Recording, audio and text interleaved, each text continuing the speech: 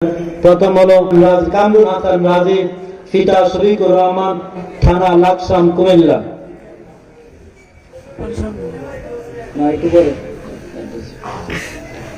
দ্বিতীয় নম্বর হাফেজ মাসুদুর রহমান, পিতা জালাল আব্দিন, গ্রাম শ্রীকান্তা, থানা সদর, দক্ষিণ কুমিল্লা।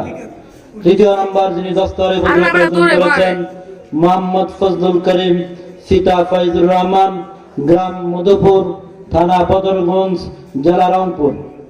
চতুর্থ নম্বর যিনি মর্যাদার স্থান অধিকার করেছেন মোহাম্মদ শাহজালাল, পিতা শাহজাহান, গ্রাম মিরাপুর, সদর, দক্ষিণ কুমিল্লা। আল্লাহ তাআলা যেন তাদেরকে আলেম হিসাবে, জাতির খাদিম হিসাবে কবুল করেন।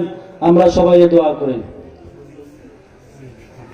মোহাম্মদ আবু আহমদ, মোহাম্মদ আবু আহমদ, পিতা মাওলানা নাসির উদ্দিন, গ্রাম বিবারিয়া, সদর, দক্ষিণ কুমিল্লা।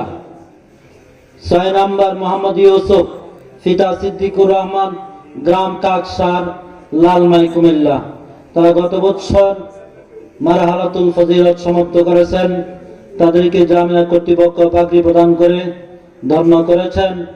আল্লাহ তাআলা যেন তাদেরকে দ্বীনের খাদিম হিসেবে কবুল করেন।